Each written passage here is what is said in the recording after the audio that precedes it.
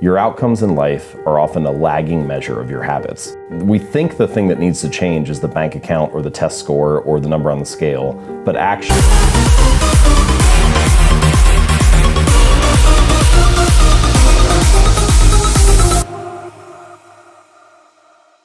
only check in on the goal occasionally to see if we're moving in the right direction.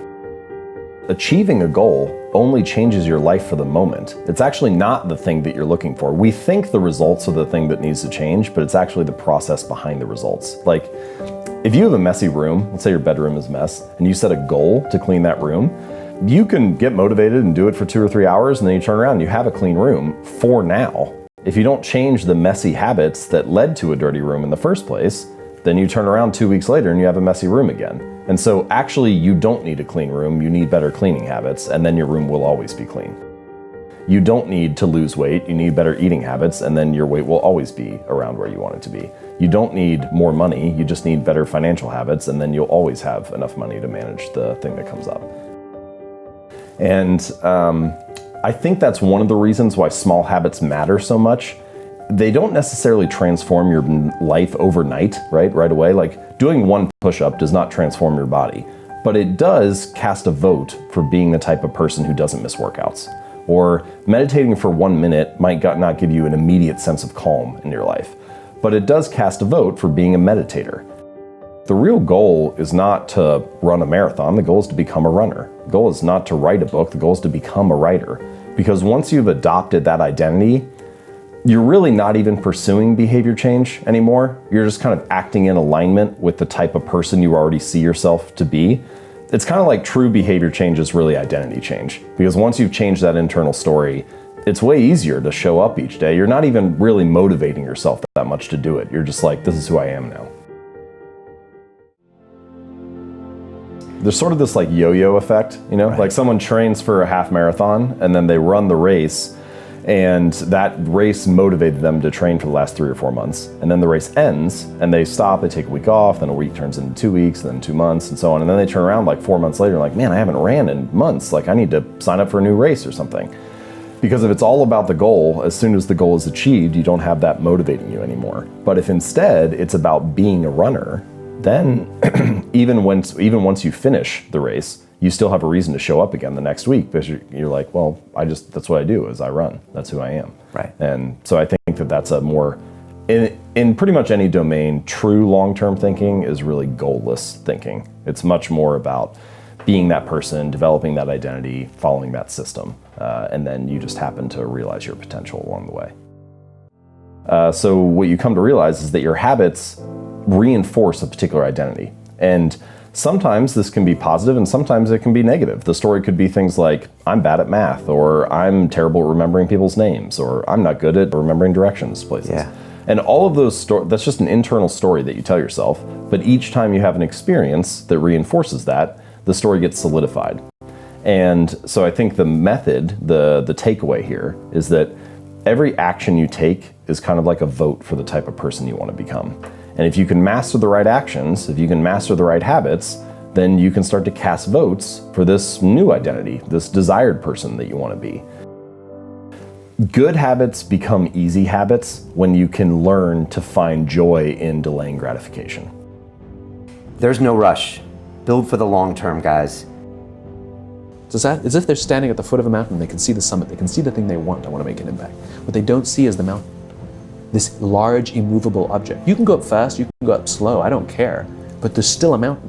What they don't understand is that life, that relationships, and career fulfillment are a journey. There's no app for that. I got nothing. You gotta go through the slow, plodding, annoying, meandering process called career and life. Everything in my life, when something got hard, I quit. I wasn't great at reading, I wasn't great at writing, so I just quit. I couldn't catch on as fast as you. I had to work harder than you, so I quit. Like, man, if I could just go that distance, that extra mile, to just go, just to finish. I want to feel victory, and victory for me wasn't winning, it was just finishing. This is one of the things that's challenging about building better habits, is that they're very easy to dismiss on any given day, right? Like, what is the difference between eating a burger and fries for lunch or eating a salad. Not a whole lot on any given day. Your body looks basically the same in the mirror. The scale hasn't really changed. It's really easy to dismiss it in your mind and say, oh, this is kind of insignificant.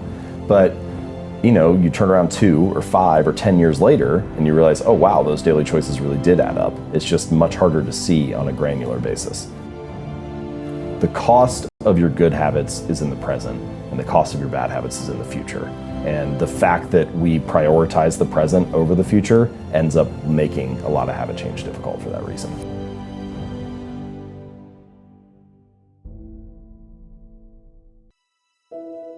The ultimate form of intrinsic gratification is a reaffirmation of your desired identity. So if your desired identity is, I'm the type of person who doesn't miss workouts, or I'm an athlete, every time you're doing a squat, literally you can be in the middle of the rep and you're already getting gratified because you're acting in alignment with the type of person you want to be. It's like, oh, I just did that rep, I didn't miss this workout. That feels good. Now, I do think it takes a little while to get to that point where that actually feels like you. You can imagine somebody goes to the gym for the first week or the first month. They don't quite identify that way yet because they haven't spent enough time there. Stephen Pressfield, I think it's in the War of Art, he has a piece where he talks about a wolf and how the wolf develops a territory, right? But the only way that it develops a territory is by being there, by walking around the terrain every day. And then it starts to feel like, this is mine, this is my home. And he talks about writers doing that by you make the chair and the computer and the desk in your office your territory, it becomes your terrain. And I think that is true for most habits too. Like when you walk into the gym for the first time, you feel very uncertain. It's not your territory. You don't feel like it's your terrain. But once you show up again for a week or a month or a year, at some point you cross this invisible threshold where it starts to feel like, yeah, this is for me, or I belong. And that, I think, once you've crossed that stage, it becomes more likely that you can get that kind of reaffirmation of your identity and start to instantly feel gratified. But there are other things that you can do in the short term to feel more gratified while you're working on those habits. So here's just one little tactic. Let's say that you're either trying to work out or build a habit of meditating or something. And so each time you do your habit of meditating for 5 minutes, you have this little jar of marbles, and you got 100 marbles in there, and 90 are red and 10 are blue. And after each instance of your habit, you walk over and you pull a marble out of the jar. And if you pull out one of the 90, then nothing happens. It's just pat on the back, good job, you did what you're supposed to. But if you pull out one of the 10, then you get some kind of reward that's exciting to you. Maybe you get to watch Netflix for an hour and not feel guilty, or go for a walk outside, or take a bubble bath, or buy yourself a new jacket, whatever it is, something that feels rewarding. And what you just did was you introduced an element of immediate gratification and of surprise and delight to the whole process. And so, yeah, that first week when you're meditating, you still might not identify as a meditator, or you still might not have a sense of calm wash over your life. But you have this other interesting thing that is rewarding right away that maybe gets you to stick with it while you're waiting for those long-term rewards to accumulate. Well, so we do have, and this definitely plays an important role in habits, we do have a bias toward the present. And that makes sense, right? That example I gave about finding a berry bush, 100 meters away. Well, you should, in fact, go get the food that's close by and not the food that's on the other side of the mountain, because that just makes logical sense. You'd rather have it now, especially when we were not in modern society, right? For 99.999% of human history, we're just trying to survive like every other animal. And so you should prioritize immediate food, immediate shelter, immediate water, immediate safety. And in fact, our brains are wired to do that. But modern society is a whole different ballgame, because we have all these things that actually you should prioritize delayed outcomes. So you go to college now and then you graduate in 4 years. You save for retirement today and then you retire decades from now. You show up at work this week and then you get a paycheck in a month. And so it's actually there are all kinds of things we do in modern society that require you to delay gratification, and that runs a little counter to what our wiring is, or what our biological preference is. There's a sort of a misalignment of rewards that often happens with habits. So there's an immediate outcome, an immediate reward, and then an ultimate reward. And for your bad habits, one reason bad habits stick so readily, that they form so easily, is because bad habits, often the immediate reward is favorable, right? Like, what's the immediate reward of eating a donut? It's kind of great. It's sweet, it's sugary, it tastes good. It's only the ultimate reward, if you repeat that habit for 6 months or a year or 2 years, that is unfavorable. Meanwhile, good habits are often the exact opposite.